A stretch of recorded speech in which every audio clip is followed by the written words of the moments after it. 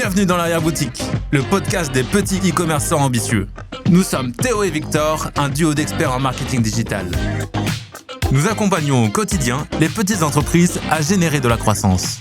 L'objectif de ce podcast est d'interviewer des experts du e-commerce, des e-commerçants pour t'inspirer, te challenger et t'aider à développer tes ventes. Anecdotes, astuces et apprentissages, on te propose de plonger au cœur des enjeux du e-commerce et de découvrir les secrets qui se cachent dans l'arrière-boutique.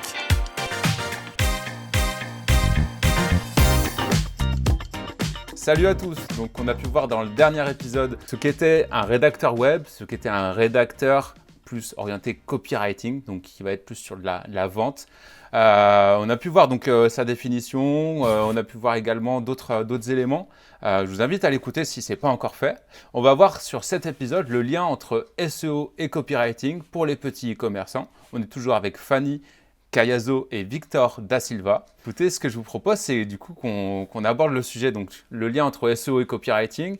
Selon toi, Fanny, comment est-ce qu'on pourrait l'aborder de la meilleure des façons pour un petit e-commerçant toujours? Je ne sais pas par où commencer. Qu'est-ce que tu conseillerais, toi? En fait, comme on l'a dit précédemment, donc c'est deux disciplines différentes. Du coup, elles ont deux buts différents. Et pour simplifier les choses, surtout pour des personnes qui découvrent ces sujets, il faut partir du principe que rédaction SEO, c'est pour acquérir du trafic en situation d'achat ou presque en situation d'achat, donc du trafic qualifié. Et le copywriting, il est là pour faire en sorte que ce trafic achète ou réalise une action, s'engage, lâche un mail. Mais bon, la plupart du temps, pour un e-commerçant, c'est acheter. C'est ça, exactement. En fait, puisqu'on parle en plus de e-boutique, la page d'accueil, c'est vraiment la vitrine de la boutique. C'est la porte d'entrée. Et là, c'est la porte d'entrée, carrément, oui. Donc là, le copywriting, il va être hyper important pour refléter l'image de marque, surtout si on est sur des petits commerçants, des artisans, des choses comme ça. Le copywriting, il va être super important pour refléter en fait qui est la marque derrière ce site, qu'est-ce qu'on va acheter, pourquoi on doit acheter sur cette e-boutique plutôt que sur une autre. Ça va être important dans ce sens-là. Ok. Et d'un autre côté, donc sur une page d'accueil, pour moi, les pages les plus importantes en e-commerce, on a vraiment page d'accueil, page catégorie, page produit. On peut avoir aussi des landings, comme tu dis, Théo, plutôt pour des campagnes, mais sur ces pages d'accueil, du coup, le copywriting est important. Du coup, idéalement, il faut faire appel à des compétences de copywriting. Par contre, est-ce que le SEO est aussi important? Oui. Alors, pour moi, en matière de SEO, les 3 types de pages ou les 3 pages qui vont être très importantes sur une e-boutique, ça va être accueil, catégorie, produit, comme tu dis. Sur la page d'accueil, on peut faire les deux. Il va falloir trouver un moyen pour faire à la fois de l'écriture marketing avec le copywriting et du SEO pour quand même positionner le site. Je sais pas, par exemple, si vous êtes quelqu'un qui vendait du matériel d'équitation, sujet que je connais bien du coup, sellerie en ligne, ça va être un mot-clé hyper important pour votre page d'accueil. Donc il va falloir quand même trouver ça. Trouver le moyen pour allier et placer votre mot-clé. Par contre, la page à propos, elle va être aussi hyper importante et ça va être d'autant plus important si vous êtes un petit e-commerçant et un artisan, quelqu'un qui lance sa boutique e-commerce qui n'est pas du tout connu et qui n'a pas les moyens d'engager une agence et compagnie. La page à propos, elle va être hyper importante, mais cette fois-ci plutôt du côté du marketing pour montrer qui vous êtes et pourquoi il faut acheter chez vous. Créer de la confiance, de l'empathie. Confiance, empathie, donner envie de soutenir, l'artisanat, etc. Au niveau des valeurs, ça peut être intéressant aussi de.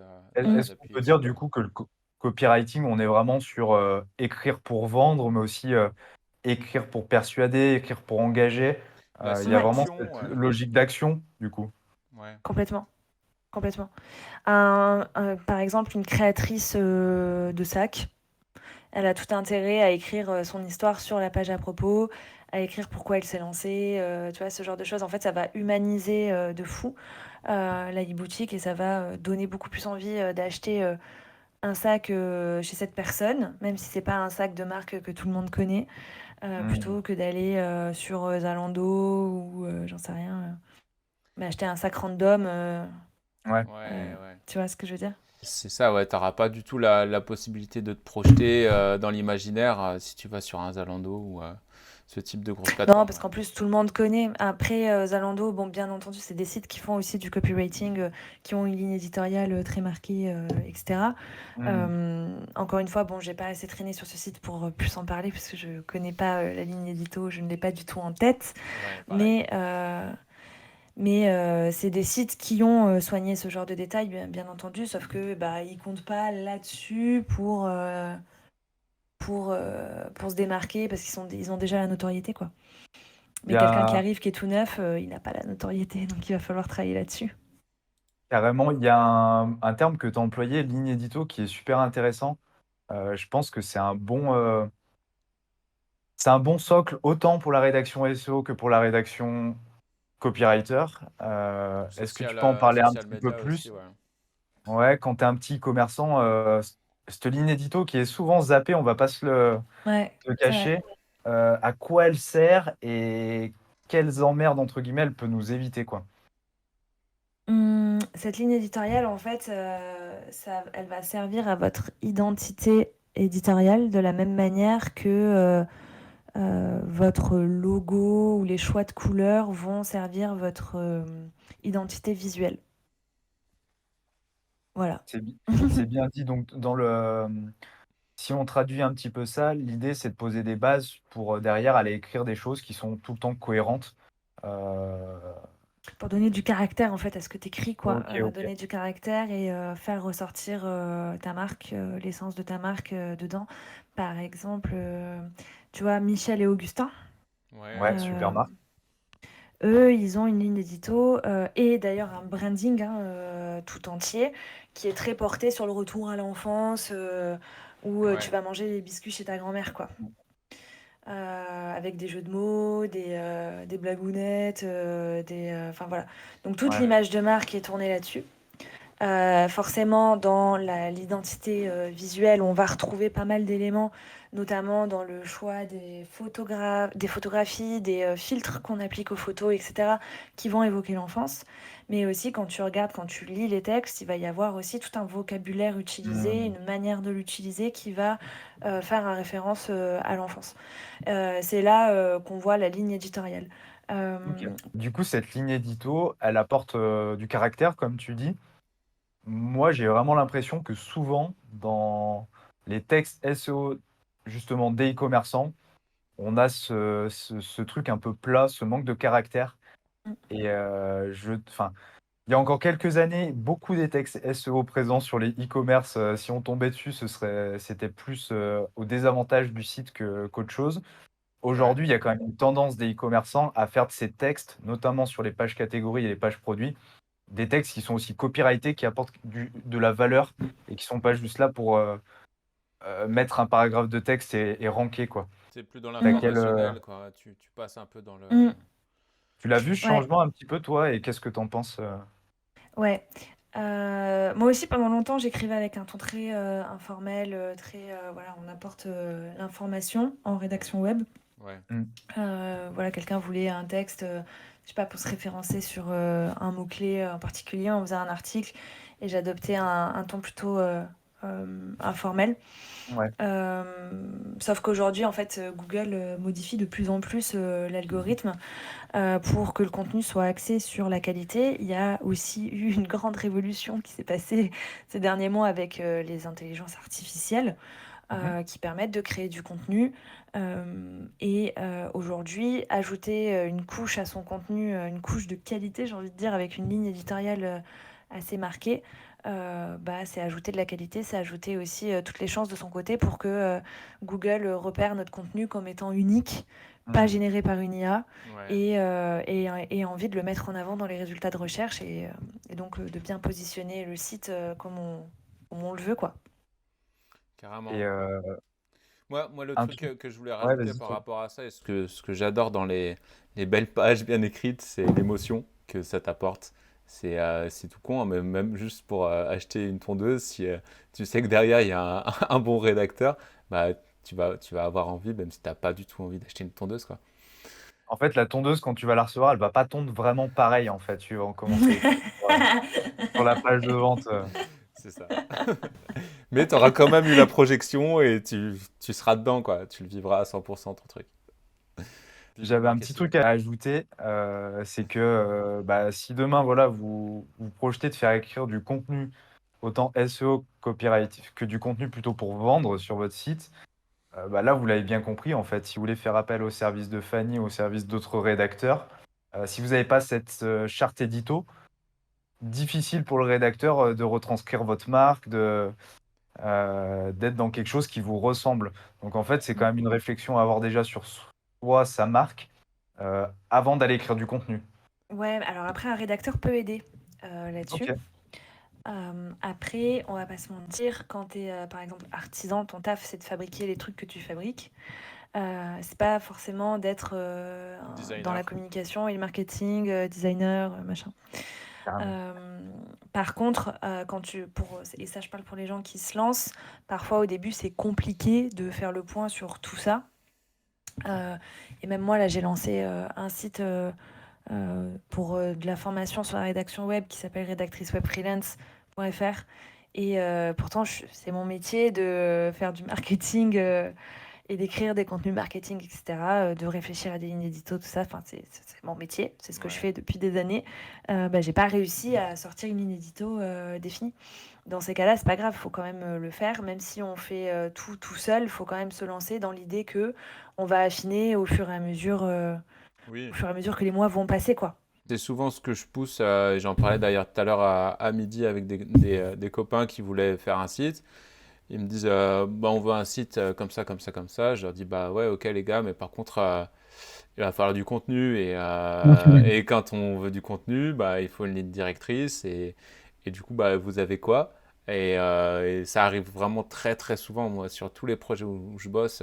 Souvent, demander une charte graphique, une ligne éditoriale, on te regarde avec des gros yeux.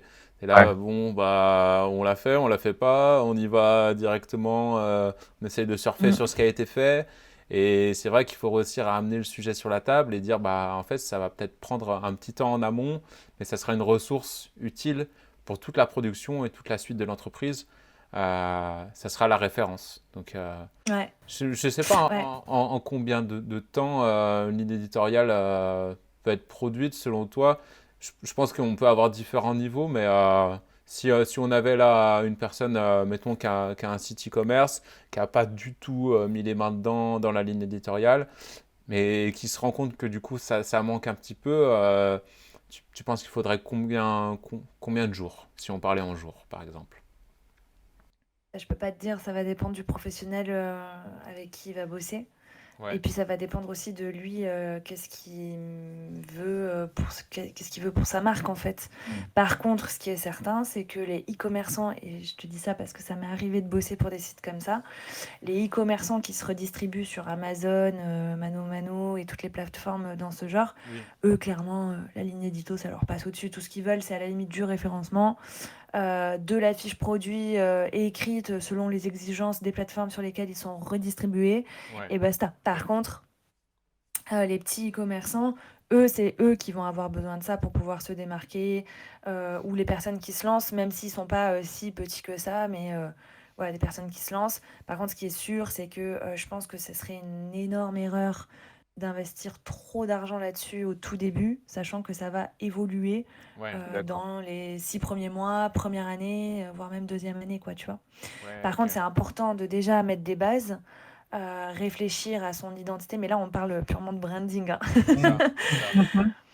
Réfléchir un peu à quelle est la personnalité de ma marque et qui je veux toucher, quel client je veux toucher, etc.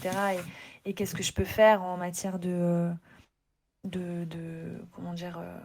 personnalité, enfin qu'est-ce que je peux faire en matière de choix de couleurs, etc. On va dire sur tous les sens possibles.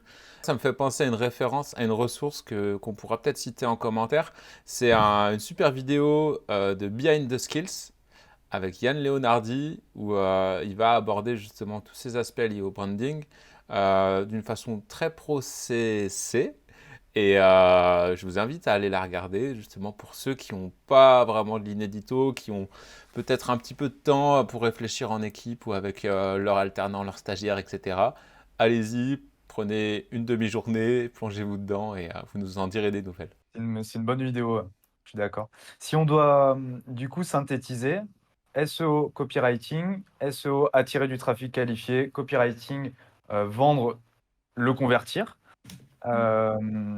Derrière, il ne faut pas hésiter. Donc, la ligne éditoriale est importante pour aller faire de la rédac. Mais derrière, comme tu dis, Fanny, il ne faut pas non plus hésiter à y aller quand même. Parce qu'on peut soit aussi se faire accompagner par des pros, soit ça peut aussi se maturer au fil de l'écriture. Et on vous voit venir à 3 km avec l'IA et ChatGPT. C'est un sujet brûlant en ce moment. Et je crois que tu en as parlé dans ta dernière newsletter, Fanny, et ce sera le sujet du coup du prochain épisode. Donc on se dit à tout bientôt et rendez-vous au prochain épisode. On espère que tu as apprécié l'épisode. Si c'est le cas, réagis en commentaire, like et abonne-toi pour ne pas rater les prochains. Pour aller plus loin, tu pourras retrouver en description de cet épisode un ensemble de ressources complémentaires. Si tu souhaites participer au podcast ou si tu connais quelqu'un que ça pourrait intéresser, envoie-nous un message et on se fera un plaisir de répondre. On se retrouve le mois prochain dans l'arrière-boutique pour un nouvel épisode et d'ici là, portez-vous bien.